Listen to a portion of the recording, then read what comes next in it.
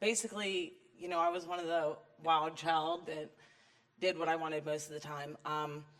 I came to youth group, and Big Joe actually had me saved when I was 15 years old. I didn't really know what it meant at the time, and obviously now I do. Um, so I started partying probably like 15, 16 years old, going to raves and doing recreational drugs and having fun with my friends. Then it turned into pain pills, and pain pills went for years, and then it turned into heroin, and it took over. um, every day it was like fighting a losing battle. Like I felt like I was never gonna win. I felt like I wasn't gonna make it out alive, and half the time I didn't even think I wanted to. Um, there were so many days where I was like, just screaming at God, like, why don't you just take me? Like, what am I here for? What am I good for? What am I doing here? What is my purpose? Um, so I got to a real bad point where I was out on the streets. I was homeless, downtown Wilkinsburg, Homewood, just running the streets rampant, doing what I wanted to do. And every day, somebody would come up to me, a total stranger, and speak scripture over me. And it was always Jeremiah 29:11. For I know the plans I have for you, declares the Lord. Plans for hope in the future. And I kept hearing this over and over, and I'm like, why? What is wrong with these people? And I didn't get it. And so I was in and out of jail, in and out of rehab, and then I went to a detox in Pyramid in Altoona. And for the first 3 days I was there, I kept saying, this is stupid. I don't know why I'm here. As soon as I leave, I'm getting high. Like, I have no intention of getting clean.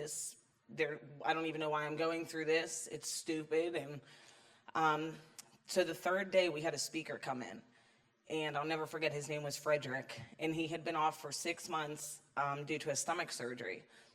And he came in and he explained to us that this was his first night back. And he said he had a whole speech written out for us. And he said when he walked in that room, he decided to scratch the speech and he wanted to speak on hope. Well, Hope is my daughter's middle name. Hope is my mother's middle name. Hope is the tattoo that I have on my wrist. And hope was always in Jeremiah 29:11. So when he started talking about that, something clicked in me. And I'll never forget, he said, now look to the person to your left and look to the person to your right. Only one of you is going to make it out alive. And it was that second when I decided that I was going to be the one to make it out alive. And so I started going to Jade Wellness Center whenever I got out. And I was on the Vivitrol shot for 9 months. And I was doing real good. And of course, relapsed. So all it takes is one relapse. And it took them 6 shots of Narcan to bring me back.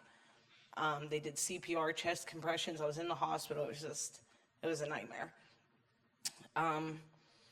So I started going to my church, and I was just so welcome there with open arms. And every week that I went, the pastor kept cheering me on, and she's like, today you're 7 days clean, and then the next week you're 14 days clean, and the next week you're 21 days clean. I'm like, how does this woman remember this? Out of all the people of our church, she cares, and I matter to her. And it was just a total eye opener for me.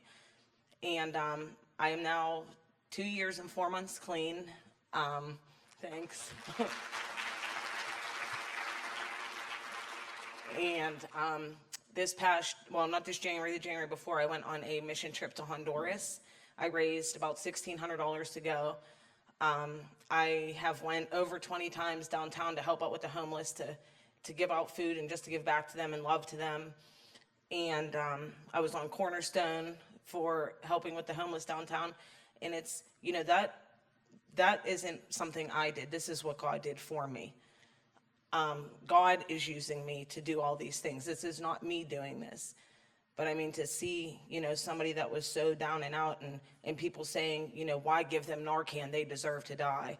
Well, had I not got the Narcan, then, these homeless people downtown, I would have never met them. I would have never been able to speak for Big Joe at his parents' group. I would have never went to Honduras. And, I want to finish with saying, whenever I signed up to go to Honduras, my pastor said to me, Sarah, you know, a year ago you couldn't even help yourself, and now you're changing nations. So with God, change is possible.